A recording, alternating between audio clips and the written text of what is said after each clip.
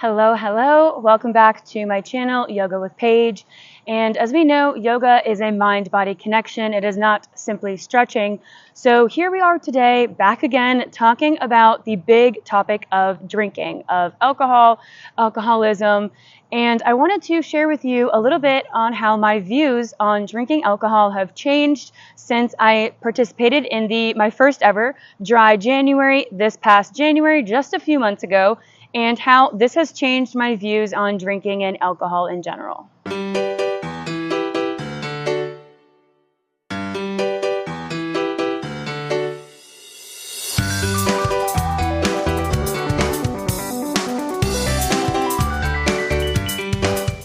So first off, I wanted to come on here and say that after my first Dry January, even throughout all of the lessons and things I learned about myself, I did not stick with it. And there are a few reasons why that have taken me a little bit of time to understand, and I wanted to share them with you in case you are also going through this journey of alcohol, sobriety, and you don't really know where you stand, because it's not a linear process, as I have found out. It has its ups and downs. Maybe you've fallen off a time or two, and I want to tell you that that's okay. The first major thing that I realized about myself throughout this process of drinking, not drinking, drinking again, is that I have been fueling my drinking, my need to drink, by being stressed out and really deep down not being happy with myself and my choices.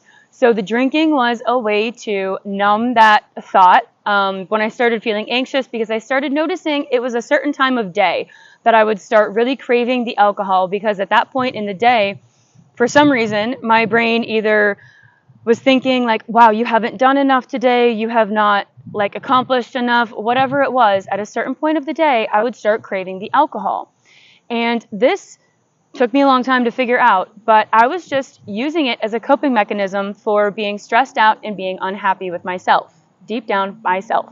After the Dry January, I did start drinking again, but it wasn't in such excess that it was the past year or two, which is where I was really struggling, the amount that I was drinking. I said in my Dry January vlog that my goal really wasn't to stop drinking forever. I honestly did not think that that was sustainable for me, and I don't want to really stop drinking forever. I want it to be a social thing. You know, if I hang out with my family or my friends for a holiday, a special occasion, a birthday brunch, I want to be able to have a drink or two and be fine.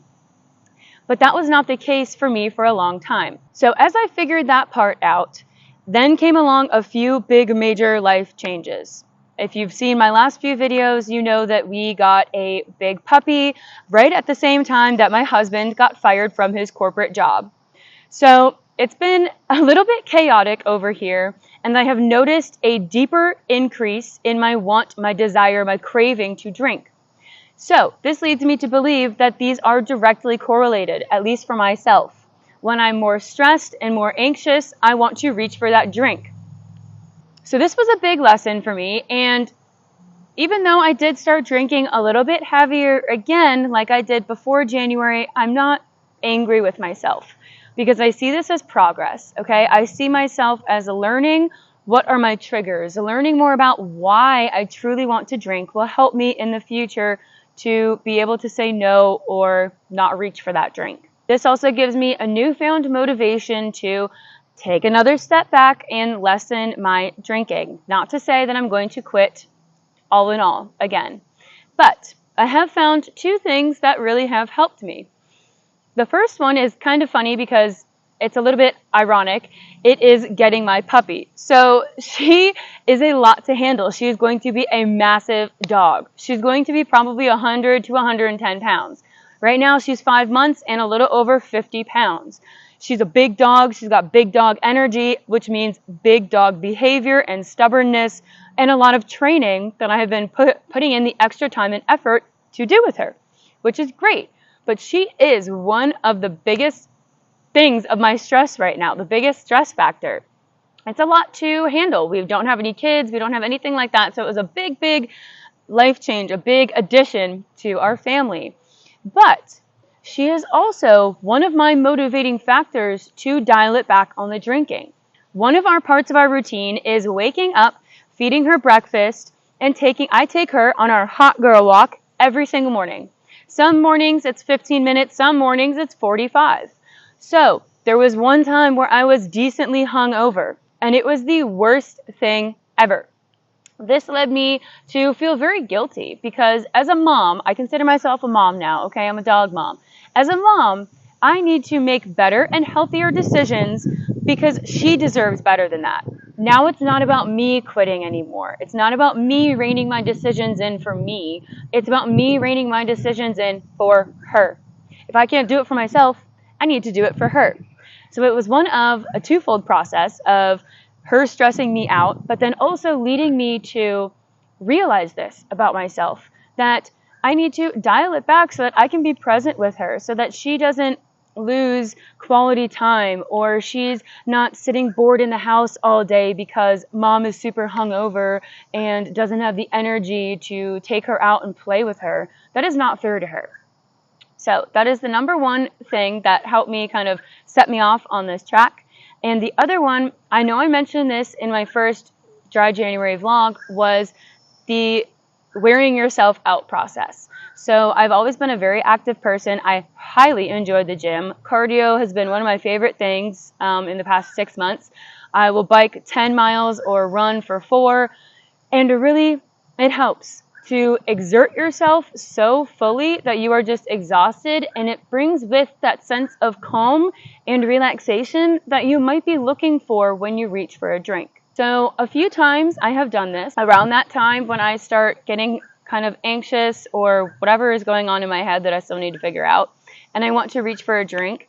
Sometimes I'll make myself do more physical activity instead. I will have to physically exert myself so that I just crash out when I hit the pillow, so that I don't reach for those drinks. I was picking up a few extra shifts at work, and bartending shifts are not that easy. Let me tell you, 10 hours behind the bar, hauling kegs out in this Florida heat is exhausting. So really the last thing I want to do is drink a ton or get drunk. Like, I just want to go to bed. So really these two big things are what is allowing me to realize that I'm changing my views on drinking. So in my Dry January, I was freaking out. I was just very in my head, scared that I was going to be the biggest alcoholic for the rest of my life. But I've realized that it's not really the alcohol that I want. It is like the sedation feeling that I want. And if I get that through exercise, if I distract myself and I take care of my puppy instead, if we go for an extra long walk that we do at nights now, and we take her out for hours and swim at the pool, I'm tired. It's kind of, they kind of coincide. They go together. I'm not craving the drink as much. I'm not yearning for it. And I can have 1 glass of wine and be okay. I don't need to get nuts. I don't need to keep drinking. It's a little hard to explain, but before I was really having trouble. People say drink 1 glass of wine with dinner. I couldn't do that. I wanted to have 4 or 5 or 2 bottles to myself with dinner.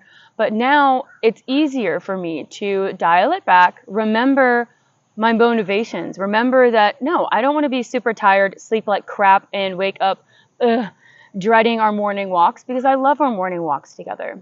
So finding a bigger sense of a motivation was really, really key for me. And that was the biggest takeaway of this. We've had her for about a month and a half now, and it has really impacted my life for the better.